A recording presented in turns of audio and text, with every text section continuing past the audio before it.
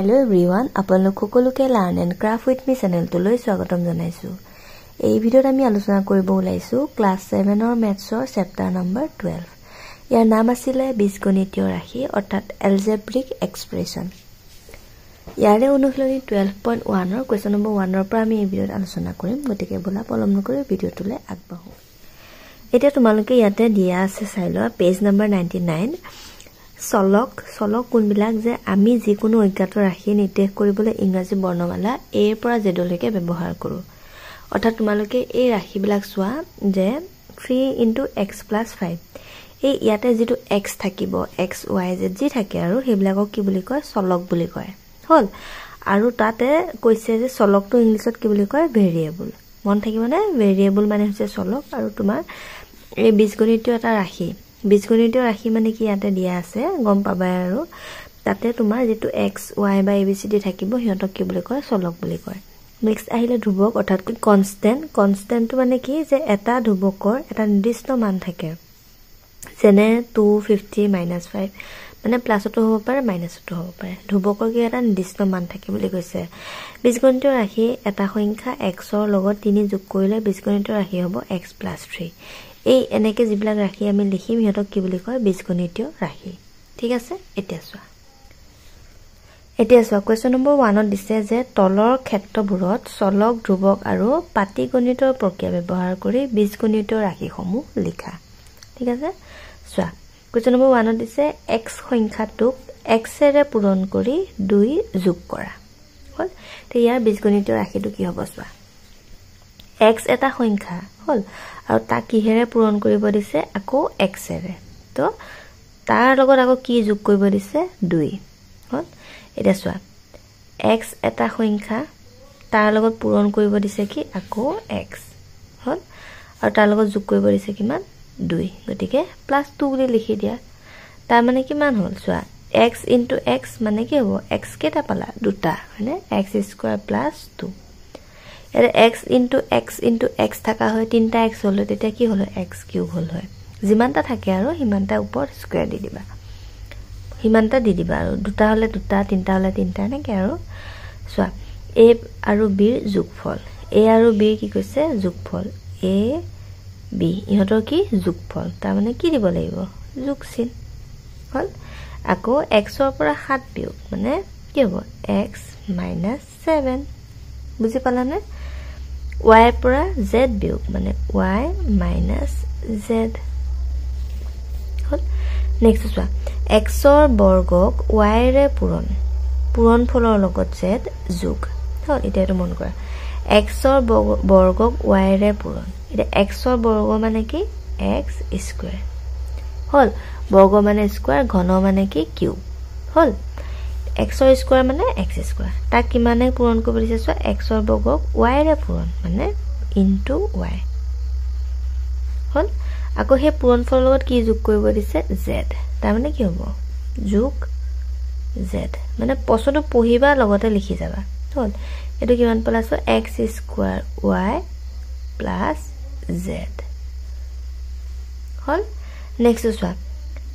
x আৰু y পূৰণ ফলৰ আধা x আৰু y পূৰণ ফল মানে কি হ'ব x পূৰণ y হল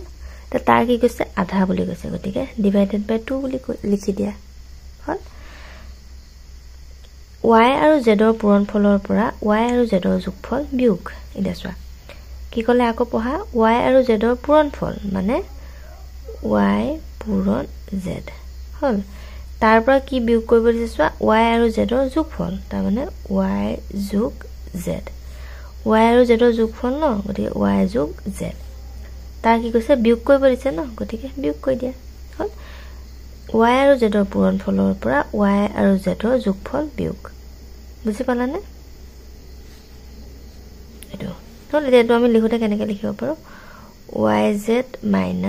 y + z বুজি পাই আছা নে বাৰু নেক্সট চোৱা x ক y ৰে হৰণ কৰি হৰণ ফলৰ লগত z যোগ হল x ক y ৰে হৰণ কৰিব দিছে গতিকে x / y হল তাছত হে হৰণ ফলৰ লগত কিমান যোগ কৰিব দিছে z গতিকে যোগ z হল নেক্সট চোৱা xৰ 3 গুণৰ সৈতে z যোগ xৰ কিমান গুণ 3 গুণ গতিকে কিমান হ'ব x into 3 3 গুণ বুলি কোৱা কাৰণে 3 ৰে পূৰণ কৰিলো 4 গুণ বুলি কোৱা হয় 4 ৰে পূৰণ কৰিলো হয় 5 গুণ বুলি কোৱা হয় 5 ৰে পূৰণ কৰিলো হয় বুজি পালানে সেইকাৰণে xৰ 3 গুণৰ সৈতে কি যোগ কৰিব দিছে z গতিকে লিখি দিবা যোগ z এটো কিমান হ'ব x into 3 মানে কিমান হ'ব 3x plus z বুজি পালা এটো গলিয়া আনসাৰ নেক্সট চোৱা x ৰ লগত 6 যোগ কৰি যোগফলক 3 ৰে হৰণ x ৰ লগত কিমান যোগ কৰিব দিছে 6 গতিকে x plus কিমান হ'ব 6 আৰু সেই যোগফলটো কিমানে হৰণ কৰিব দিছে 3 ৰে গতিকে কি হ'ব ডিভাইডেড বাই 3 হল x ক 5 ৰে পূৰণ কৰি পূৰণফলৰ বৰ্গ কি হল x ক পূৰণ কৰিব দিছে কিমানে 5 ৰে গতিকে পূৰণ 5 বুলি লিখা হল আৰু সেই পূৰণফলৰ বৰ্গ মানে এটো হোল স্কয়াৰ বৰ্গ কৰা মানে স্কয়াৰ কৰি দিবা আৰু এটো কিমান হ'ব 5 into x 5x whole square হল x ৰ বৰ্গৰ সৈতে 5 পূৰণ x ৰ বৰ্গ মানে কিমান হ'ব x স্কয়াৰ হল x ৰ বৰ্গ গতিকে x স্কয়াৰ x ৰ বৰ্গৰ সৈতে কিমান পূৰণ কৰিব দিছে 5 গতিকে পূৰণ 5 হল গতিকে কিমান হ'ব 5x স্কয়াৰ সো দুইটা অকনমান ডিফাৰেন্স আছে এটা যদি ব্ৰেকেটটো তুমি নিদিয়াটো ভুল হৈ যাব বুজিছানে কাৰণ সো x ক 5 ৰে পূৰণ কৰি তাক গুটেটোকে স্কয়াৰ কৰিব দিছে বৰ্গ কৰিব দিছে কিন্তু ইয়াত কৈছে x ৰ বৰ্গৰ সৈতে 5 পূৰণ গতিকে x ৰ বৰ্গ মানে x স্কয়াৰ পূৰণ 5 হল বুজি পালা নেক্সট চোৱা তলত দিয়া পাঁচটা পাত্ৰত প্ৰতিটোত n টাকৈ চকলেট আছে যদি এক নম্বৰ দিছে যদি প্ৰতিটো পাত্ৰত আকৌ দুটাকৈ চকলেট ভৰাই দিয়া হয় তেন্তে সৰ্বমুঠ কিমানটা চকলেট থাকিব হল এটো বস্তু মন কৰা এটা কেটা পাত্ৰ আছে 1 2 3 4 5টা আৰু প্ৰতিটোতে তোমাৰ n টাকৈ চকলেট আছে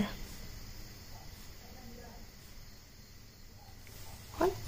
এটা কি কৈছে ফাৰ্স্ট কোৱেশ্চনটো দিছে যে প্ৰতিটোতে তোমাৰ দুটাকৈ চকলেট আকৌ ভৰাই দিছে গতিকে কিমান হ'ব প্ৰতিটোতে দুটা প্লাস কৰি দিয়া হল এটা মুঠতে কিমানটা চকলেট আছে উলিয়াব দিছে কিমান হ'ব গুটেটো কিমান হ'ব গুটেটা প্লাস কৰি দিব লাগিব হয় না গতিকে এটা গুটেটা প্লাস কৰিলে কিমান হ'ব ইয়াতে লিখিবা 1 নম্বৰ আনসাৰ n + 2 হয়নে আকৌ প্লাস n + 2 আকৌ এটো আহিলে প্লাস n + 2 আকৌ এটো আহিলে প্লাস n + 2 প্লাস n + 2 মানে গুটেটা প্লাস কৰি দিলো আৰু হল গুটেটা প্লাস কৰি কিমান পালা n কেটা আছে চোৱা 1 2 3 4 5 গতিকে 5n আৰু এইকেটা সংখ্যা কেটা যোগ কৰা কিমান পোৱা 2 3 4 5 6 7 8 9 10 গতিকে দেখিলা 5n + 10 হল যদি n ৰ মানটো 10 হয় তেন্তে সৰ্বমুঠ কিমানটা চকলেট হ'ব হল এটা ইয়াতে কেটা আছে 1 2 3 4 5টা গতিকে 5n + 10 আমি পাই আছিলো গতিকে ইয়াতে n ৰ মানটো লিখি দিয়া 10 মানে গুটেখিনি একে থাকিব n ৰ জায়গাত খালি 10 লিখিবা দে তোমালকে তলে তলে লিখিবা যোগ 10 হল দেখি মানে 10 5 গুণ 50 যোগ 10 ইকুৱেল টু 50 10 60 বুজি পালানে কেনেকে পালো 5n + 10 গতিকে 5 into 10 হল মানে n ৰ মান যেটো 10 বুলি দিছে গতিকে এইখিনি এটোকে ইয়াত আনি পেলে n ৰ জায়গাত মান 10 লিখি দিলো বুজি পালা নেক্সট চোৱা 3 নম্বৰত দিছে তলৰ চিত্ৰটোত কেইটামান বল শাৰী আৰু স্তম্ভত সজোৱা আছে সৰ্বমুঠ বলৰ সংখ্যা বীজগণিতীয় ৰাশিত প্ৰকাশ কৰা শাৰী আৰু স্তম্ভ এবিলাকক কয় শাৰী মানে n আৰু এবিলাকক কয় স্তম্ভ বুজি পাইছানে মই ৰাখিবনে শাৰী আৰু স্তম্ভ হল এটা কিমানটা আছে হদিছে আৰু এটা চোৱা ইয়াতে ডট ডট দিছে আমি নাজানো কিমানটা গতিকে আমাক কি কৈছে বীজগণিতীয় ৰাশিটো লিখিব আছে মানে আমি চলক দি পেলে লিখিব লাগিব এটা চোৱা ইয়াতে ধৰা এফালে 4টা লাইন আছে আৰু এফালে আছে ধৰা 3টা হল তে মই যদি তোমাক খুদু ইয়াতে মুঠ কিমানটা আছে তোমালোকে কি কৰিবা 1 2 3 4 1 2 3 মানে 4 আৰু 3 পূৰণ কৰি দিবা 4 3 গুণ কিমান 12 তোমালোকে কেনে কৰিলা মুখতে কৰিলা এফালে কিমানটা আছে আৰু এফালে কিমানটা আছে দুইটা পূৰণ কৰি দিলা হল ঠিক সেই বস্তুটো ইয়াতে আছে এফালে আছে তোমাৰ n টা আৰু এফালে আছে তোমাৰ m টা গটিকে দুইটা পূৰণ কৰি দিলে হৈ গল বুজি পালানে মানে এই এক্সাম্পলটো ইয়াৰ লগত মিলাইছো এফালে n মানে 4টা এফালে m তাৰ মানে 3টা এফালে আছে n 4টা এফালে আছে m 3টা গটি ইয়াত যেনেকৈ আমি 4 * 3 কোতে 12 পালো তেনেকৈ ইয়াতে যেটো আমি সংখ্যা কিটা নাজানো গটিকে আমি লিখি দিছো আৰু n পূৰণ m বা mn বুজি পালে দুটা পূৰণ কৰিলে কিমান হ'ব mn বা nm লিখিলে হ'ল আৰু বুজি পালা এইটোৰ গৰিয়া আনসাৰ আজিলৈ হৈছে ভিডিওটো চোৱাৰ বহুত বহুত ধন্যবাদ নেক্সট ক্লাছত আমি কোৱেশ্চন নম্বৰ 4 ৰ পৰা ডিসকাস কৰিম and thank you for watching and study well